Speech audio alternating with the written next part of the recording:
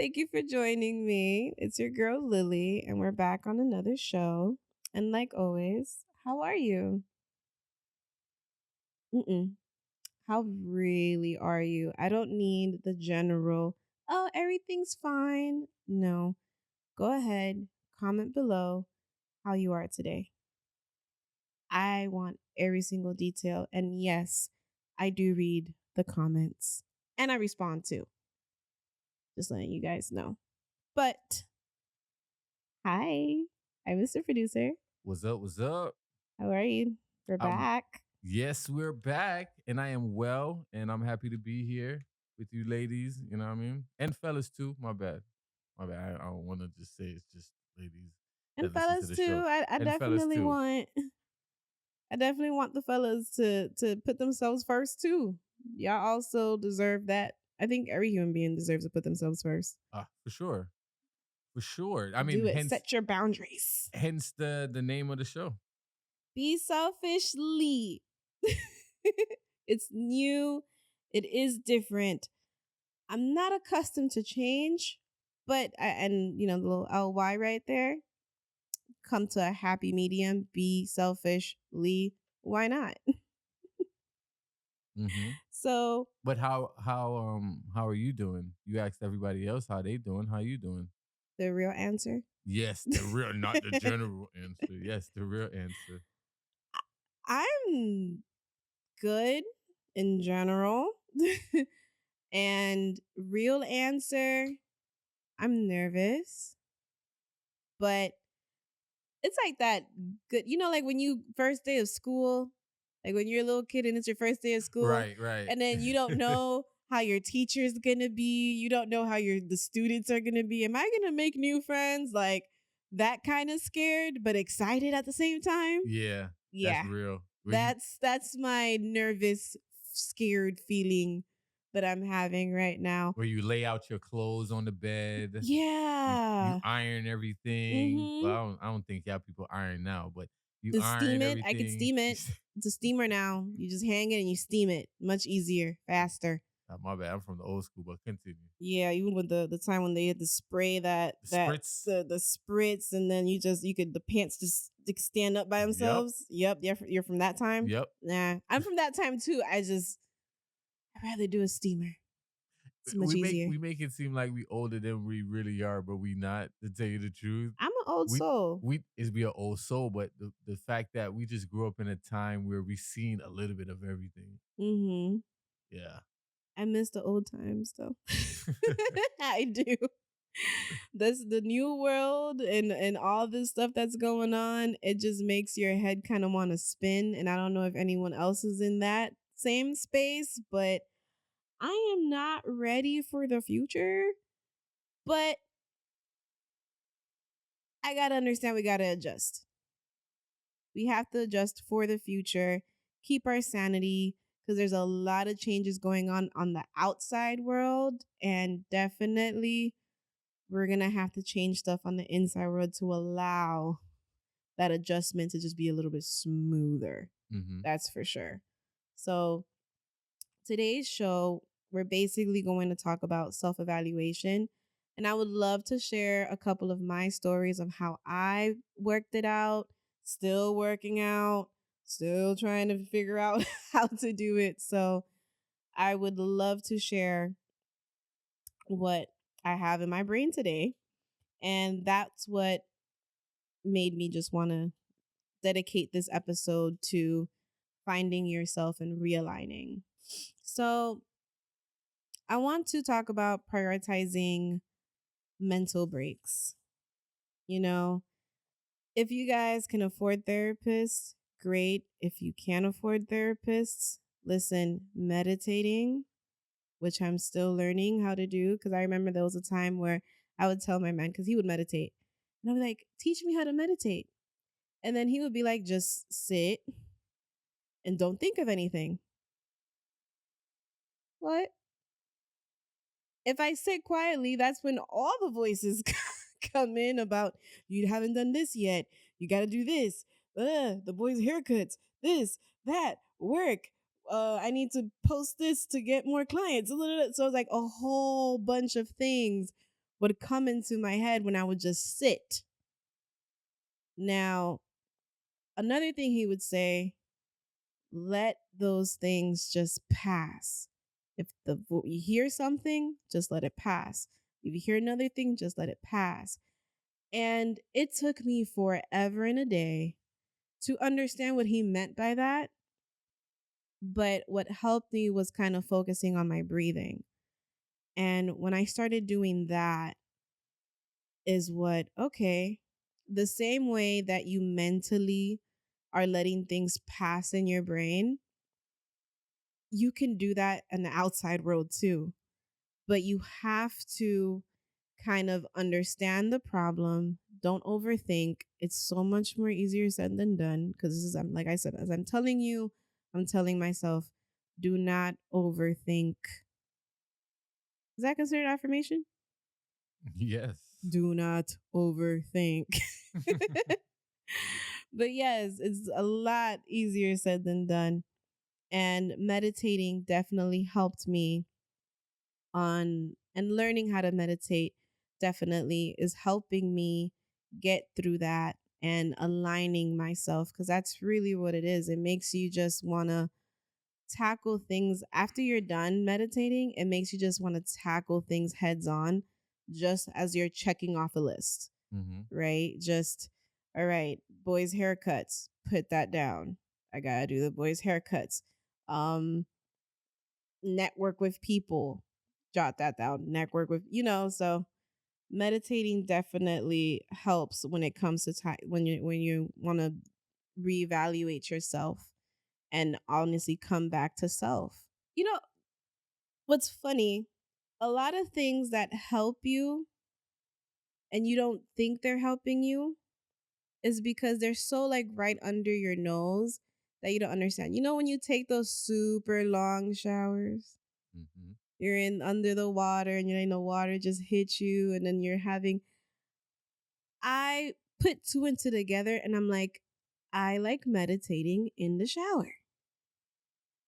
So no, it's not that I'm hiding from my family. I just take that time to just listen to the water and just meditate in there and think about things. And yeah. So, ladies, when your man is on the toilet for an hour or two, he's just meditating, okay? Okay, we I'm can just say saying. that. You said you wasn't hiding, so he's not hiding either. No, that's just a whole other situation. Sending you memes. But that's a whole other situation. But yes, finding it could be anywhere. Like I remember I'm still trying to find my outlet as far as,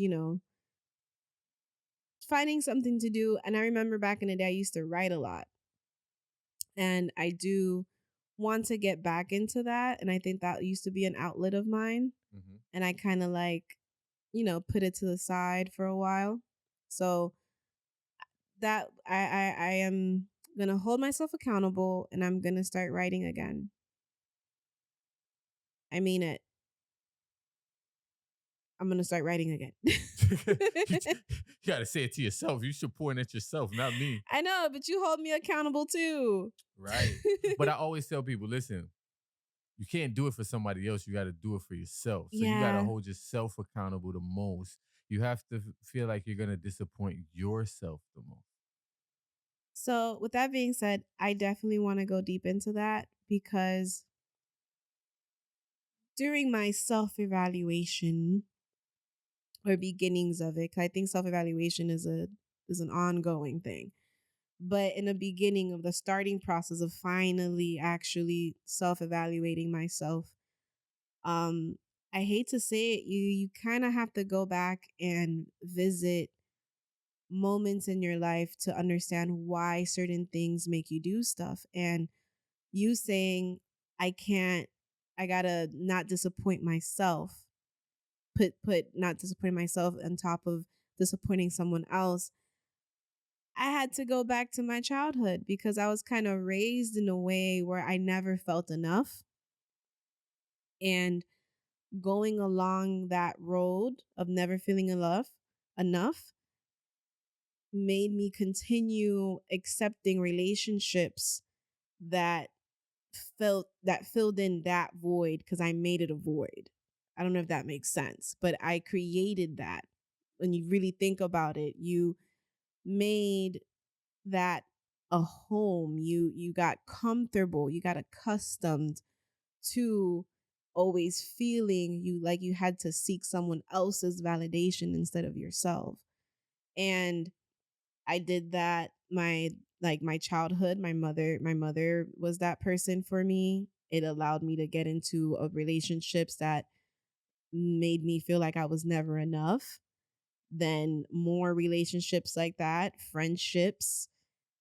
It just kept going even in the work life, you tend to compete with others instead of like I'm my own competition at the end of the day. But to even say that now, that's a lot. The old me, I would never say that. So there is progress. Just know that even the little tiny baby steps, there is progress in that. But definitely, um, I used to seek validation when I was younger, and that made me always ask the person outside of me, Hmm. "Hey, is this good? Like, do you love me? Yeah. like are you happy if I do this for you right now? Are you my friend?" Like not paying attention to myself at all. I was Yeah. just filling in that void that would have never been filled. And that's when you come to realize you're not going to fill that in Right. if you do it that way. And it is hard. I'm not going to lie. It's hard. I'm still in that journey, but I had a moment where I had my son tell me, "We love you and we love you so you and I need you to love yourself too," because I was letting myself go. Um I have gained some weight. You get the stress weight, stress eating, not eating enough, health. I didn't go to the doctors for a long time. And because life was just lifing and I would put myself in the back burner. And at one point in time I did get sick and I ended up in the hospital. Um it was like some stomach situation. And that was my first time being hospitalized since I gave birth. And it was scary because I didn't know what was going to happen next. And I could have definitely checked it out way before if I wasn't so negligent. And I think that it should be a wake up call to anyone. Um, Go to the doctors. Facts. Go check yourself out. Go get a checkup. Like I get it. We gotta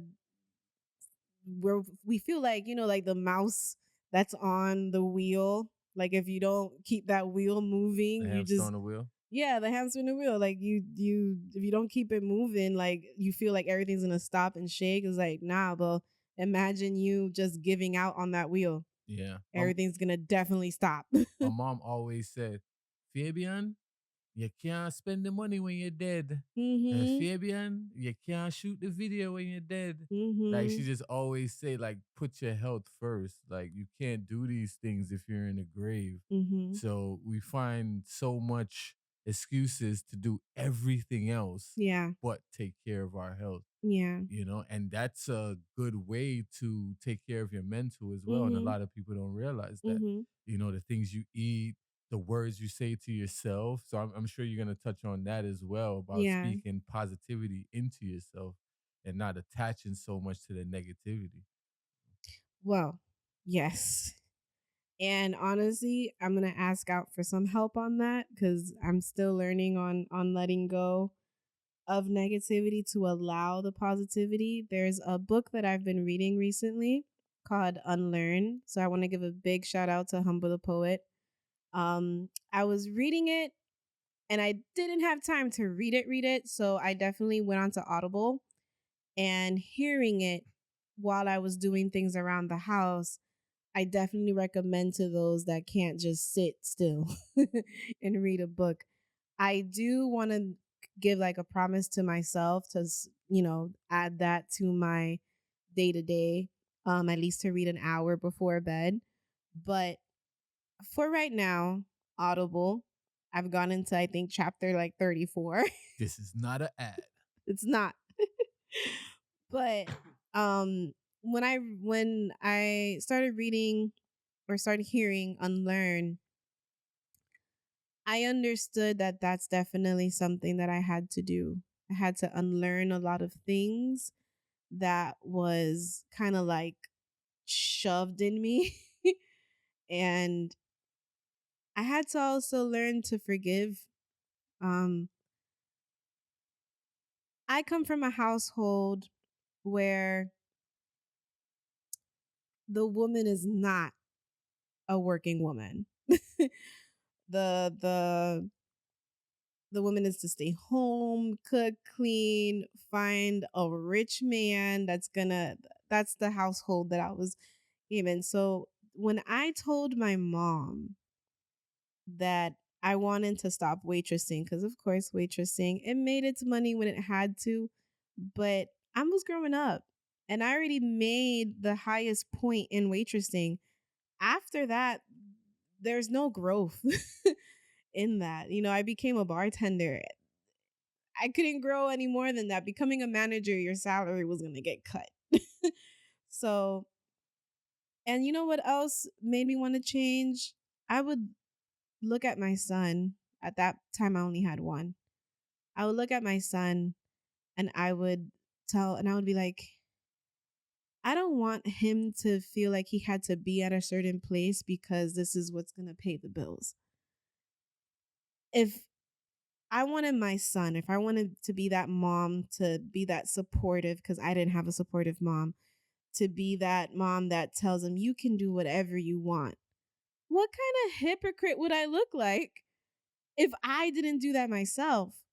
So I had that whole realization and I'm like, you know what? I'm definitely going to follow and do what I want to do. And makeup was something that was right under my nose.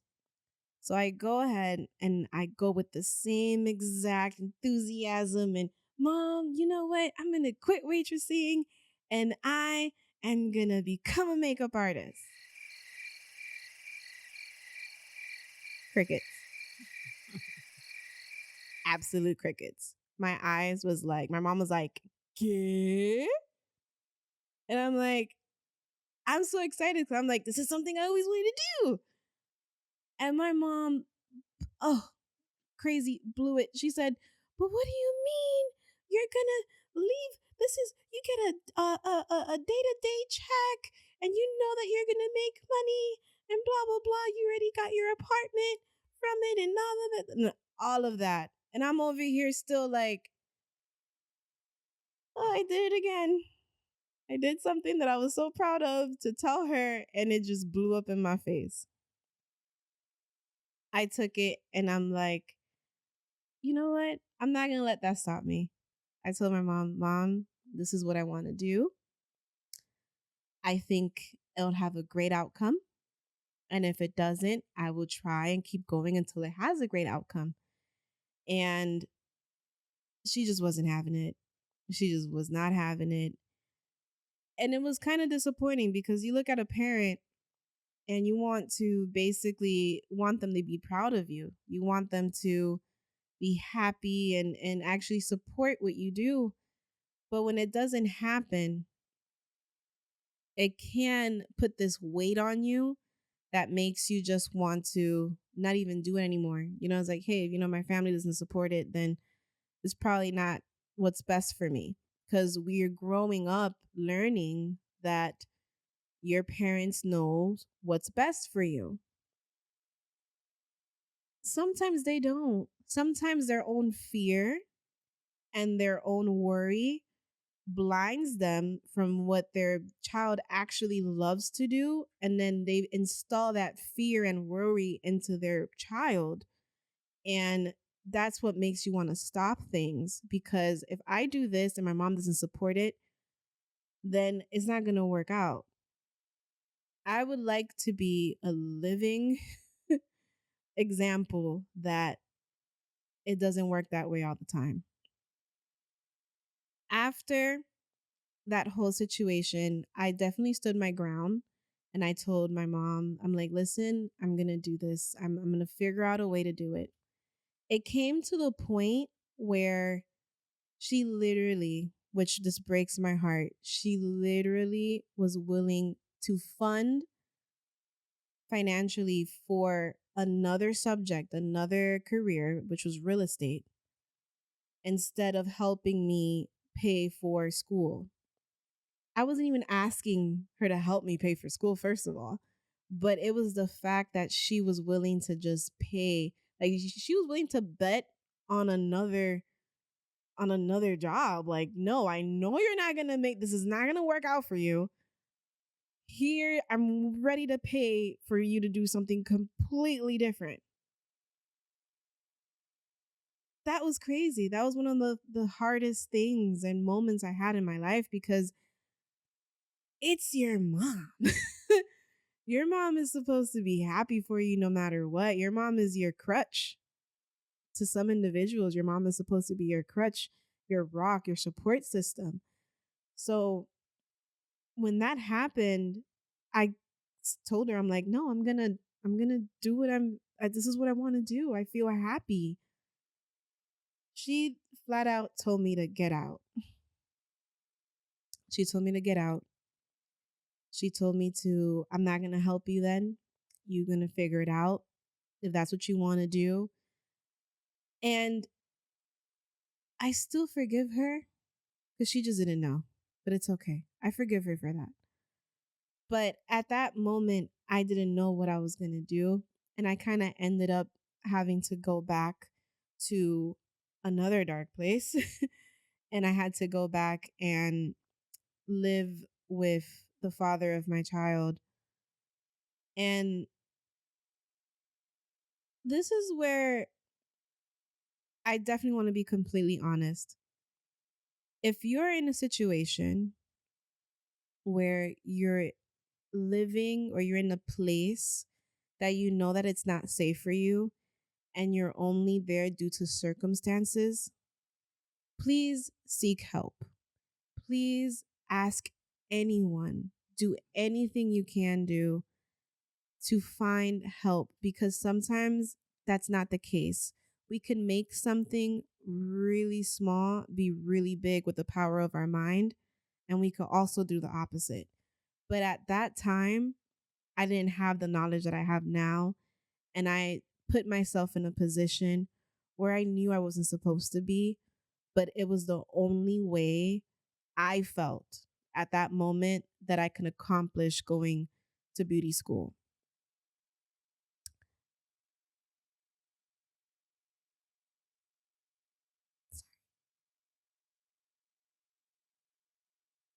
And I want to say that I forgive myself because there is a silver lining in that moment. And it's, I completed school, but it was just everything that went, that I went through. But my main focus was if I'm going to go through this, I'm going to finish what I started. And I think that's, I'm proud. I'm proud.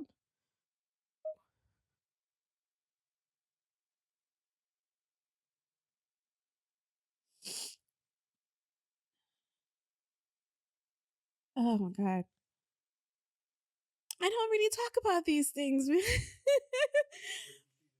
The reason why I like waterworks is because there's more emotion on forgiving myself than what I went through. And that happens, you know, you will put yourself in positions that you just didn't know what the outcome was going to be and you just push through it. But like I said, certain things that happen in your past are probably meant to happen because in the future, they're going to hold you. They're going to be your staple of like, you did what you had to do when you had to do it. And it could come in many ways. For me, I was literally in between two narcissists, and I didn't know that. I did not know what a narcissist was. I didn't know the meaning of it until I read, I think, a quote that said, if you allow this or this, it was like a little quote that kind of like defined what a narcissist was. And I never read something so relatable in my life. And then I came to realize I was raised by a narcissist and I got accustomed to that treatment. And I am in a relationship with a narcissist because it felt like home. And I realize that now, not when I was in the middle of it. So I accepted that negativity because I'd never really thought down into like, I'm doing something for myself, or I will always do stuff for them. So in the moment when I turned the page and I started doing something for myself, I felt like my world just like blew up, right? Because what? No, you're supposed to do something for me. Like, what do you mean? Like this and that. And I was getting it from both at that moment, two very powerful people that met in my life, And I just couldn't understand, like, why are y'all so mad that I'm doing something for myself this time? Like, what is it to you? Like, you guys make your decisions and no one bothers you. You make your decision and no one bothers you. But now that I'm refocusing the energy towards myself, it's a problem. I didn't understand. Like I was just I just want to be happy. I just want to do something that I'm gonna be proud of.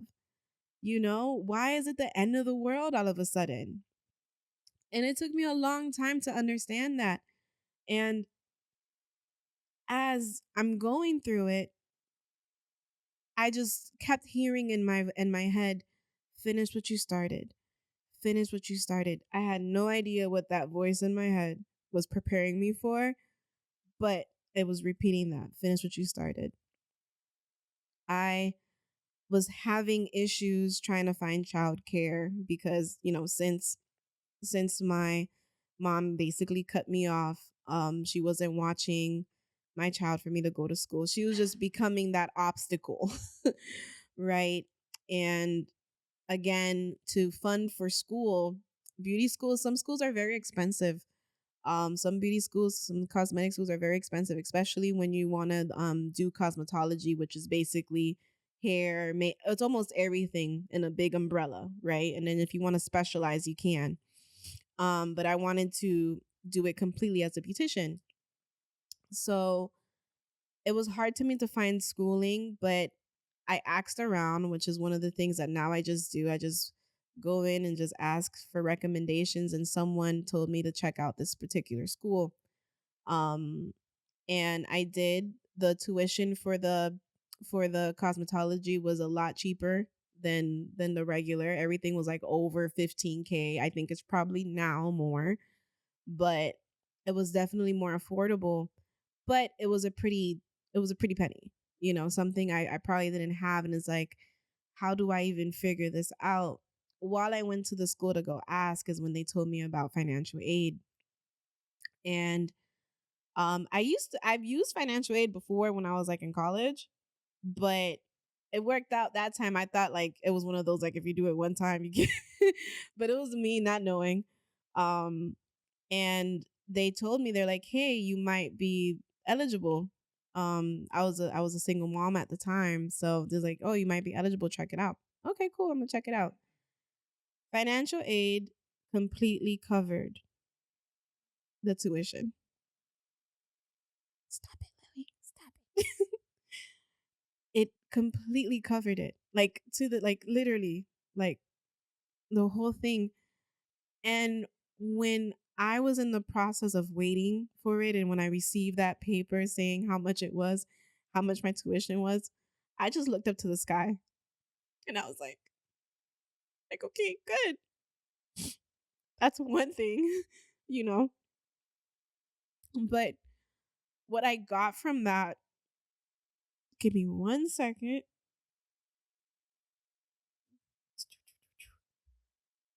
This will stop with time. I promise.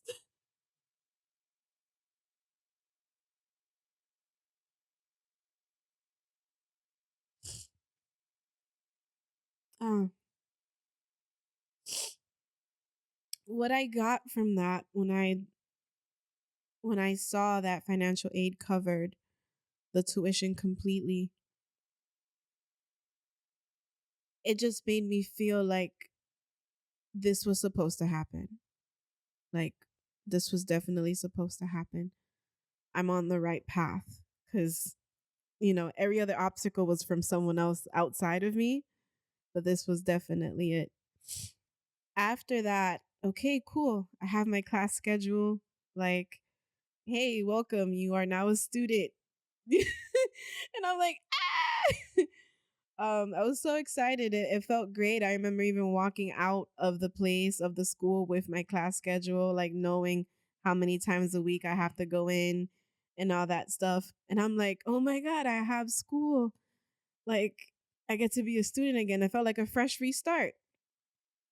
Then I'm like, where am I going to put my baby? I'm like, wait a minute. Oh no. Like, I'm like, okay, I have school. Apparently, at that school, they also had a daycare at the very same school. So there was kids that there was students that would put their kids in a child care at the school. I run directly to their cause like, oh my God, thank God. Okay, cool. I'm gonna put they weren't accepting any new kids. And I was like, damn. I'm like, no. And I'm like, I don't even want to ask my mom to see if she gonna take care of my son while I'm at school. Cause first of all, I gotta let her know that I managed a way to get to beauty school. So that's kind of like one of those. And you know about Caribbean moms? They do not like when you find solutions without them. They are the solution because they're always right. If I would have done that, she would have known she was wrong. And she would probably say no anyways. But I had no choice. I asked. I got a big ass no. It was one of those like, you were gonna get. I'm like, "Oh, it doesn't hurt to ask, but okay." And she wasn't into that, and it hurt because I was like, you really like, what did I do to you? Like, why are you beating me down this much? Because I'm doing something for myself and not for her. Being be selfishly. I was being be selfishly, but I'm like, you know what? The same way that I found research about, financial aid, maybe there's something for, students. And I'm trying to think, someone put me onto it. I wasn't sure. Either someone that was at the childcare at the school, but definitely someone put me onto it and they told me that something called early Head Start. That basically, if you are a part time worker or if you're a full time student or a part time student, they basically create funding for you to be able to have your child in a daycare while you go to school. I did that. I was eligible for it and it went through. And once again, I had that same exact moment when I picked up the schedule. I got the same exact moment when I was accepted to be able to have my son at daycare while I was at school. And everything just kind of flowed from there. And I was going to school. I would get myself ready, get my son ready, drop him off. It's felt like school to him too. So I would drop him off and then I would head to go to school, come back and just pick him up. Um and it was the weeks were going. I was at school, I was learning, I was reading the books. I just felt happy. I had a great teacher. Her name was Miss Fernandez. Um and I had some open moments with her and there was one thing that she told me that I'll never forget. It's like, you are the only person who lives your life. And there's going to be people who are going to want to stop you and make them and do things, those are just selfish people. Those are just people who just don't care, but they made their decisions. They lived their life. They don't have no reason to dictate how you choose to have yours, because when their time is to come, their time comes, and then you're stuck with what? Not living the life that you wanted. And she said that to me, and it really, really stuck with me to this day. And it just made me, it gave me like a like reconfirmation that I'm exactly where I was supposed to be. And I went through school with, the beginning parts of it with no problem. Like I said, I was no longer in my mother's house with that situation because, I was pretty pissed. And now that situation was closed, but I was dealing with another situation at home anyways, which was with my new negative environment that I allowed myself to be in. I say that now, but um and it was almost like I was battling the same fight even outside of my mom, because it was the same thing. Stop dreaming, like, why don't you just be a bank teller? Like, why don't you just get a regular job? Like, why? Like, that's like, what do you think you're gonna be? You're gonna be like a famous makeup artist. You're gonna, what do you? How are you gonna make a living out of that? And my answers to those things were, I don't know, but it's something that I want to do, and whatever whatever effort I put towards my passion, why not? Like, let me try something new. Let me create my change. Um, Now, living with a narcissist, when you are trying to better yourself,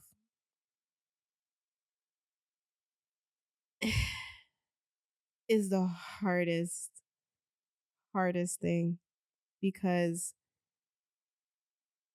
they start studying you. Mm.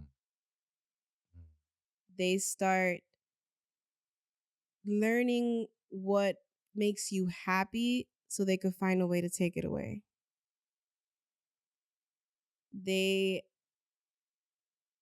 want to it's like they got to really get under your skin. Like, it's a they're geniuses. I'll give you that. But the amount of manipulation that comes to destroy your dreams from the inside out is crazy, how a narcissist can do that. So it's like I left a level 3 or 4 narcissist and ended up with like final destination narcissist. Like, all in the matter of like months, right? It made level 3 like, nah, I'm going back home. Like, I'm gonna figure out what I gotta do because this is not okay. But I kind of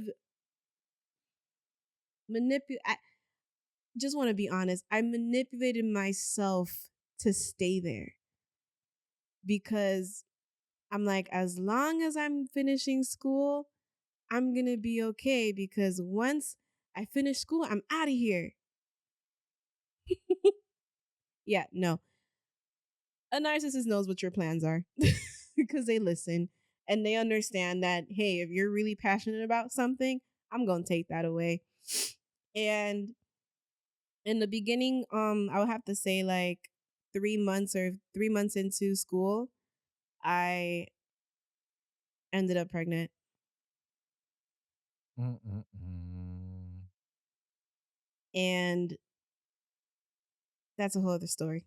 But I did. I ended up pregnant, and By him? I huh? By him? Yeah, by him. They don't know that.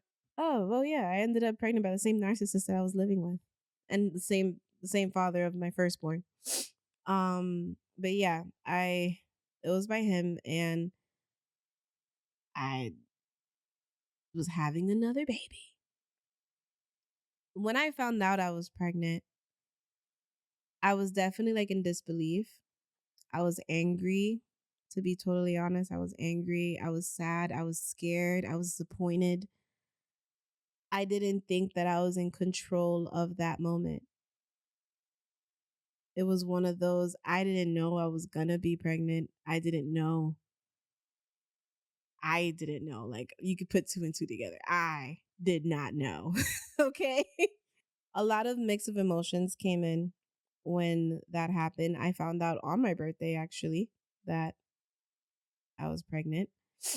And I kind of saw it in a way of like, but he really does not want me to finish what I have to do. That was like a little voice in my head at that moment. And I just kept telling to myself, I was like, no, the same voice, no matter what, finish what you started. Like I kept hearing that voice and it got harder and harder, like louder and louder. The voice got louder and louder in that situation. And my pregnancies are kind of a little bit complicated. I can't do much in the first trimester. I don't know if it happens to everybody, but my first 3 months are very um difficult. Um and I had to stop going to school. It was coming in, it was coming in the way. I was getting headaches. I was um wasn't able to focus because I would get nausea while I was studying, and it was just not, I couldn't give my all in class like how I was before. And I just wanted it to just stop, as far as like, okay, maybe after a little bit I could probably go back. And I kept telling myself I'm going to go back to school. Like I didn't want that moment to be one of those, oh, you got it so high onto doing something and then you just let one thing just kind of like, like, you know, bring down everything you already worked on. And as that was happening, and we would have arguments, me and my ex, we would have arguments. And because I'm like, no, I'm gonna finish school. I'm like, why is it such a an issue? Why, you know, why can't I just do what I gotta do? Like it was just very it became extremely, like when I say extremely toxic, it became extremely toxic to the point where I almost miscarried on how toxic it got.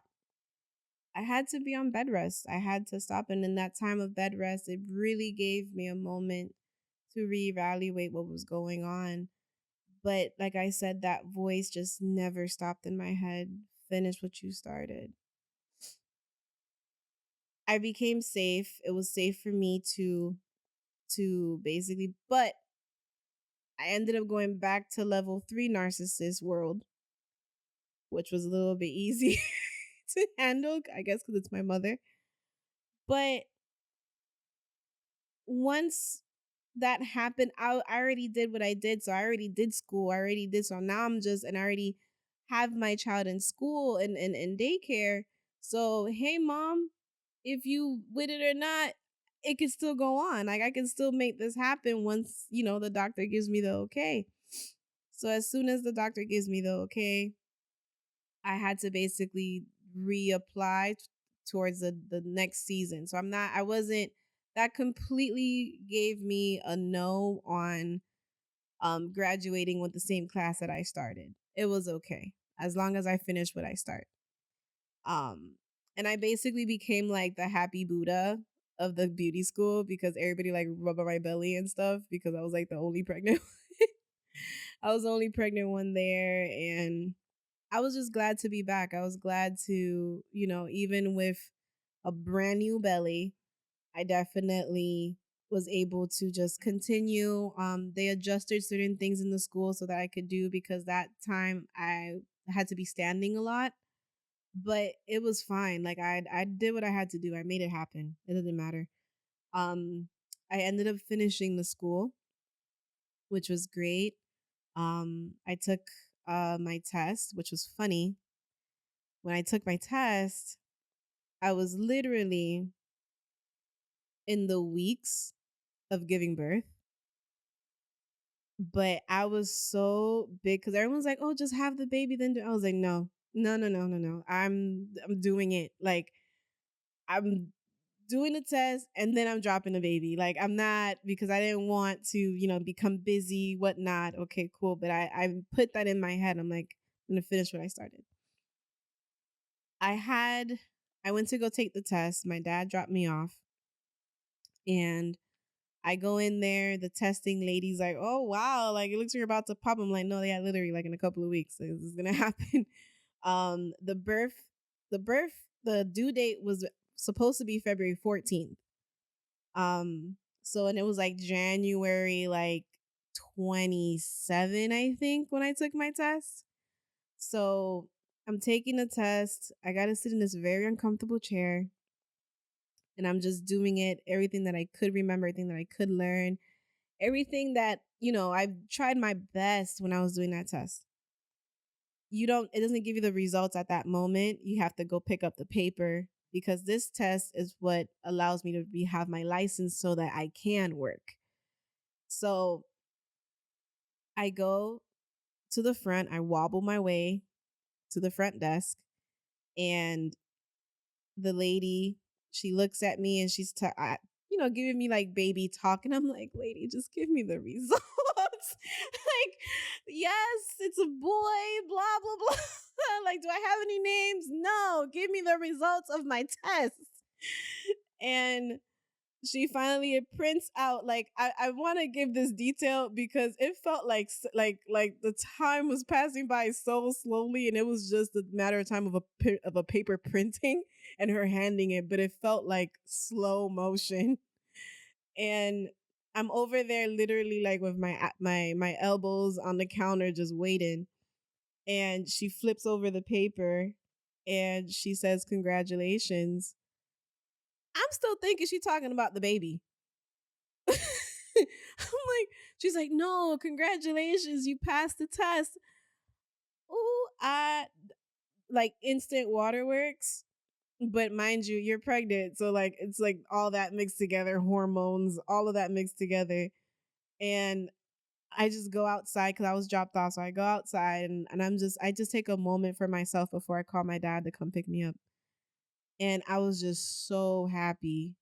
Like I finished what I started. Like even with, all the bumps in the road and situations that might have made the old me completely give up, I kept listening to that voice, right?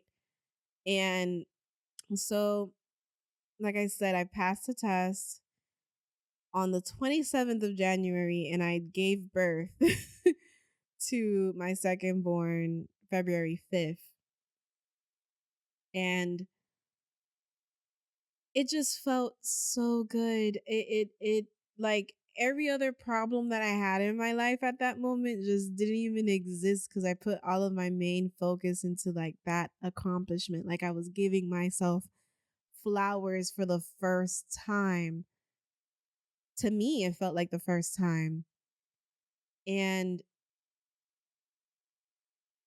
I was just so excited. I was just so excited to, like, okay, I'm gonna go pick up. Like they told me, okay, hey, you could go to the school to pick up your paper. But the only part that bothered me was that I wasn't allowed to walk with my the class that I first started with. I had to wait for the summer because I was in February, around February.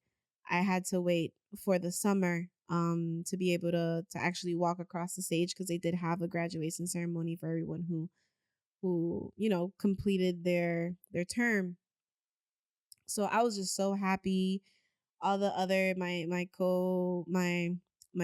you know the other students and everybody at the school, they were just so happy. They wanted to meet the baby. They wanted to, so I was excited. It was cool. At that same time, I was already busy. I just had a newborn.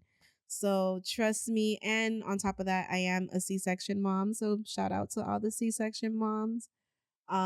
So recovery I was kind of okay with the fact that I could wait a little bit to walk across the stage. So I needed the break anyways. I think I endured a lot of stress from all sides when I finally gave birth to my son.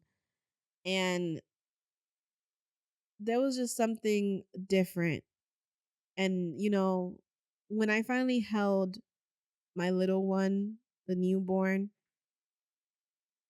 it brought me back to like when I found out I was pregnant and I was angry and this and all that stuff. I honestly also went back to like when I almost lost him. So I was like holding him. I'm like, okay, like I finished school and I have a new baby. So I'm like, okay, good. Like things can get better.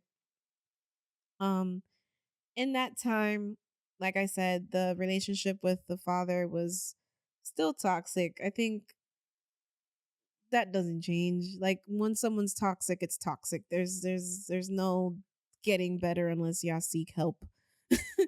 And that was not what's going on over here. And um when you just have a child with someone, you are kind of like forced to be close to the person because they're kind of like helping you, and that's the person that was helping me at that moment due to being in the C-section. So help, not helping, it's weird. It's complicated. But I just knew that I was going to leave once I could walk again. So that's what was going on. And I was kind of like transitioning back to where my mom was because like I said I was back and forth. So I was back and forth between two narcissists. I was going to level 3 narcissist, I was going to super saiyan narcissist. Because it's crazy I could laugh about these things now, but these things, but that's growth allows you to do that. Healing allows you to do that, and forgiving allows you to laugh at certain situations that probably would have broke my heart. So here comes June, and it's my birthday month, but that year it was my graduation month. I've took like graduation took over that whole month for me, and I was just so excited. We ended up doing, I had to go back to the school to go pick up, I guess, like the actual diploma they will give you, and then you're supposed to place it inside the little book thing. So that was when I went back to the school and I went with the baby. The teacher saw the baby. Like it was one of those like super cool moments when I went to the rehearsal of, and that's when I received the cap and gown and stuff. So that was like at the beginning of June. So it was like I get like that was like, I don't know, it was really big. It was a really big moment for me. I get to walk across the stage.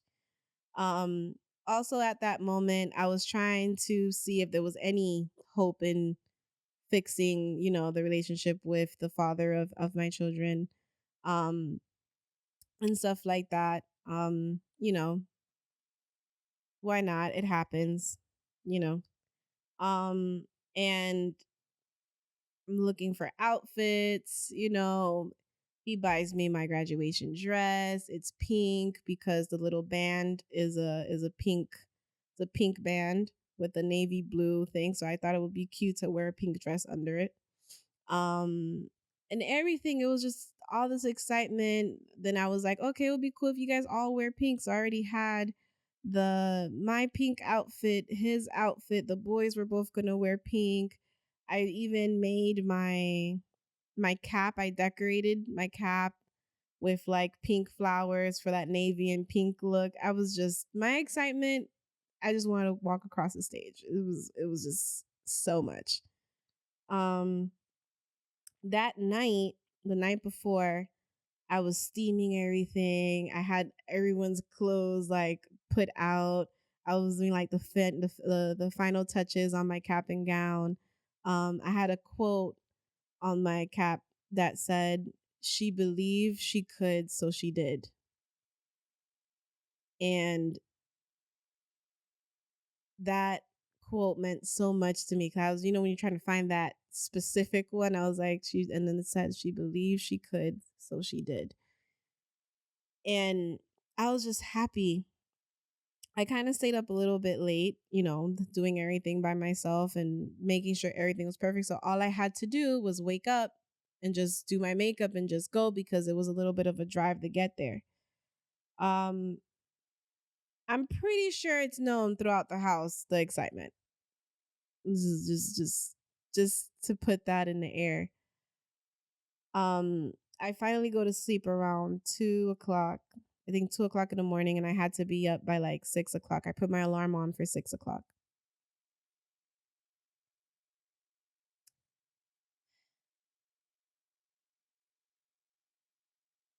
My alarm didn't go off.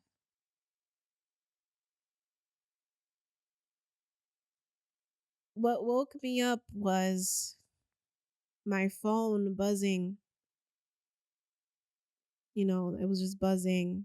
And when I go pick up the phone, it was like 7:30 and I was supposed to be up by like 6. And when I pick up I'm like, "Oh my god." I'm like, and when I put an alarm, I put like 5:55, 5:45, like I put the alarms back to back to back. And I literally I look to my side and I'm like, the alarm didn't go off. Like what how did this happen?" And he literally just looks at me and he says, "Oh, I snoozed it." Huh?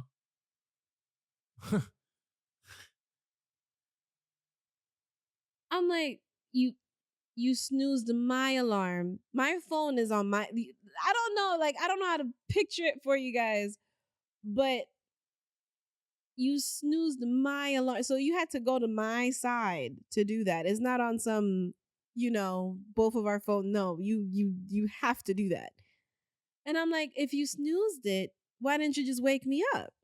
Like why didn't you just, you know, nudged me and I would have gone up and you would have kept sleeping?" He just didn't. He's like, "My bad." Hmm? I said, "My bad." I'm like, I can't be late to these things. Like that is not one of those walking across it's a timed thing. And they mentioned over and over again how important time was that day. So when I check my phone, it's all my other colleagues like, "Hey Lily, where are you? Like, come on, like we're about to like where are you? Like what's going on?" And I'm trying to analyze what's going on and I'm like, "I'm not going to make it. I'm already an hour away from the place." Mhm. Like, even if I was to go barefaced, no makeup, me getting ready, me doing everything, it was just completely impossible. Like, I was not going to make it. And I felt empty as I'm looking to was supposed to be my partner and should be proud also. That just showed me all of your colors. That just showed me, 'cause I'm like, I would never do this to you. I would like imagine if you have a super important job interview or promotion and I purposely, cuz I feel like that was purposely done. Still to this day, like as much as he wants to make it seem that it was by mistake, I'm like, not on a day like that, not with my clothes laying out on this in the living room, things that I made by hand, the boys' clothes ironed, the thing hanging in my front, like right in front of my bed, the cap and gown. Like, no. I'm like, is there this like underlining like jealousy that I did something? Like is there something that made you feel good about messing up like doing that? Because ugh, like I could say this story a lot better now. This would honestly would bring waterworks before, but oh my god, I couldn't believe it. And here I am trying to kind of like salvage what I can from the moment And I remember that I booked a photographer to take pictures after the ceremony near my house, because that's what my plan was supposed to be. He was supposed to come. We were supposed to meet up at a park to take the graduation pictures there. And I honestly didn't even want to do that. I didn't want to take pictures. I didn't want to. I felt like the whole moment was just off, because my plan was to walk across the stage, because I was allowed. I asked if I was allowed to walk across the stage with my son in my hand. But, you know, I just thought that I just know that moment no longer mattered. And I definitely want to say your mind is extremely strong, because it could bring up a moment so up high, in that same moment you could destroy it yourself, depending on how much value you put to it. Because I attached walking across the stage to um accomplishing that. I still passed. I still completed. But I attached I attached that,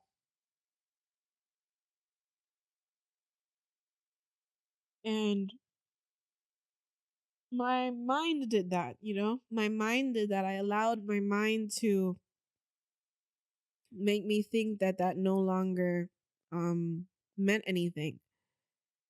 And that's sometimes what a narcissist wants you to do. In my head I was like, this was his plan all along, you know? Dealing with a narcissist and filling that void of seeking validation definitely was like, how we say, un arroz con mango. Like, it was just a bad mix. A really bad mix. And it made me feel like I wasn't enough again. I was back home. I was back home and not feeling enough when I accomplished something that I thought I wasn't going to be able to. But something told me, Lily, go take your pictures, because that is something that you'll be able to look back at and see. And take your pictures with your kids. You know, it doesn't matter if other people see your wins. As long as you see your wins, that's what matters. And I did just that. I went to go take my pictures. And lo and behold, he went with me. And was he complaining? Yeah, he was complaining the whole way. When I was taking my pictures, the pictures were taking too long. It was just one of those, like, now I'm no longer sad. Now I'm angry and annoyed, because now I'm seeing it. Now, okay, you did what you did on purpose, bro. Like, because now I'm over here trying to like find the bright side. Hey, at least I can still take my pictures. Now that's bothering you. And that's another thing. We blind ourselves to who that person truly is. We're so stuck on who we want that person to be, or how we want to see that person, that we completely ignore all the red flags that they are basically shouting out. And that was definitely a moment for me to realize that snoozing my alarm so I could miss my graduation on one of something that I was talking about for days was definitely done intentionally, not waking me up. He knew the consequences that was going to happen, and he allowed it to happen because he was never on my team, if you could say it that way. So definitely realized that as I was taking my pictures. And instead of allowing that moment to be negative, I told him to go, you could go sit your ass in the car. And I took my pictures with my children and I stood proud and happy. The photographer that took my pictures is a great friend of mine. His name is Dwight. And I could tell that he was also happy that I did what I did at that moment with, that little like, a little recognition of like, good job, And that moment definitely completely changed everything that I was going to do next. I looked at him with completely different eyes. It just was not the same. I like a switch, like the light turned on, like when you're in the club and the light turned on and I'm just like, you're a monster. And that just there was no fixing. No, you're wasting your time, Lily. Your kids are not gonna have a happy mom if you stay in this type of situation. And I feel like the universe allowed me. This is you see this feeling that you got when you accomplish something. You can keep getting this feeling instead, or you could keep feeding the positivity instead of feeding the negative that you were so accustomed to feeding, you know? And it just turned a new page. It completely turned a new page. The relationship just kept getting worse. And I don't know about, what they say about like, they say women leave a relationship emotionally before they physically Mm-hmm. leave one. Okay, I did that. I did. I emotionally left. I was still in the house, but I emotionally left. Um, I was just trying to find a way because I had kids at that moment. I was just trying to find a way. How can I make this transition? I didn't know what I was going to do next. I didn't know if I was going to go back to my mother's house. I didn't know. I didn't know anything. I just knew that there was no longer a future here with that person, no matter what. Mm-hmm. Just not happening. And then that kind of created uh uh a series of events, more arguing, more fighting, more things happen to make me want to definitely leave. And now it's like, oh, okay, I'm leaving because you did something that you shouldn't have been doing. So I kind of use that when As a springboard. as a springboard, to like really be like, oh, I can never forgive you for this, da, da, da, da, which is true. No, I don't condone cheating at all. But since that happened, that allowed me to fully leave. And my anger at that moment definitely said, I don't care. I'm gonna go back to level 3 narcissist. It's way better than what's going on over here. But when that happened, that day that I decided to spring, I was actually called to go be on set. And it was one of my first very big, like, for me, it was a very big artist. I think he's a very big artist. So it was a Buster Rhymes set. And You think? Busta is a legend, man. well, this is the thing. I didn't know it was because I was so new to it. They don't be telling you who you're working with until you get there. You just get there, right? And a certain situation happened right before, and I was packing my bags and I was leaving, and I just felt at that moment so many things were happening, but God was just showing me, get the hell out of this place because I don't know what else I'm gonna throw at you, so you could just leave. And I did, and I picked up my son, took him to my mom's house. I'm on my way to the set, and I'm literally, as I'm driving, I am I'm definitely sad because I saw something I didn't want to see, but at the same time, I was more upset at What did you see?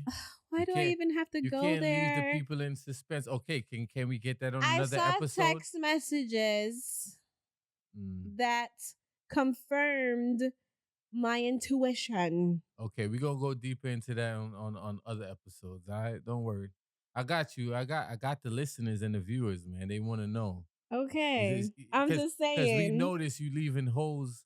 You know what I mean? You leaving certain things out, but it's all right. We're gonna get to it. Cause I'm a very visual person. So when I talk, I visualize the things. I ain't trying to see that again. Yeah, but I mean, you telling your stories, so you know what I mean. But go ahead. Okay. Well, Sorry. yes, I saw things. That confirmed intuition. That female intuition, that woman intuition. Um, and I kind of already knew it was gonna. I already knew it. I already knew it was gonna happen. Hmm. So I just had to make my exit. I just had to Quote make unquote. my dramatic exit. But it still did hurt. It did hurt. As I'm driving to my next my job, and I remember as I'm driving, it's me by myself in the car. I'm just angry, upset, but I'm telling myself I'm going to accept this new life. No matter what happens Mm. next, I'm going to go on to this job. They're not, I'm like, in my mind, I'm like, girl, leave all these tears in the car. When you walk out this car and you go shake hands with everybody, yeah, you're not doing this. You're not going to bring that energy to this new life that you're about to give birth to. And that's definitely what I did. I had to allow myself to cry, even if it took that time in the car, and allow myself to, put myself back up all in a car ride. Hmm. Pick up the pieces and then just super glue it on the way. Mm. Like it'll heal. Mm. um and that's definitely, and I never went back to that house again. That was the last time that me and him lived together. Um I ended up back at, like I said, level 3 house, my mom. And I dealt with that better, dealing with that. I had my own trials and tribulations in that household, but it was coming from my mom. It was already a recognizable pain, if you could say. It was something that I was able to withstand throughout Hmm. the years, and It's a familiar trauma. it's a familiar trauma. And I just, I kept it at that. I started building and repairing myself there, even though that environment wasn't also a good environment to grow in. I had to do what I did with what I got at that moment. I was able to sleep. I was able to have a roof over my head. I was able to, even if it was like four walls and me and my kids shared my old room, I was able to sit and just, plan out what was going to come next, not even knowing, the stuff that was happening. Or my mom was a little bit more, still not, she still didn't agree, or she still wasn't like, oh, okay, I'm proud of you, or hey, look, you're working on these type of sets. But she allowed it more. It was a little bit easier than before. It was definitely much easier than before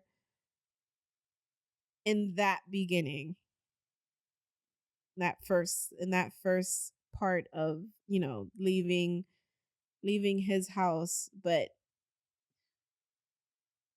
that's a whole other episode. Because narcissists, who, it don't matter what level you at, is just not good. It's just not good. It never ends. It never ends. Absolutely not. It never ends. It's just how you decide to treat them. That's what makes it end. So definitely, if you guys have a narcissist, or if my story, if you relate to it in any kind of way, please take that blindfold off. Please do. You're the only one that tied it around your eyes. You allowed it to be tied around your eyes. So definitely you can untie it, take it off, and just see people for who they really are. If you don't feel like you're being valued, if you don't feel you're putting in more than what you're receiving, you know when someone's doing you wrong. Like there's no sugarcoating Hmm. it. You know when someone's doing you wrong. So definitely speak up, speak out, and stand your ground. Protect yourself. You all you got in this world. If you really think about it, you all you got. So in those type of relationships, once they become toxic, there's no fixing. If there is, then by the grace of God, then but you know when it's time to go. You'll definitely know when it's time to go. So that brings me to say this: the past is behind, so learn from it. The future is ahead, prepare for it. And the present is here, so live it. And always remember to be selfishly you. See you on the next one.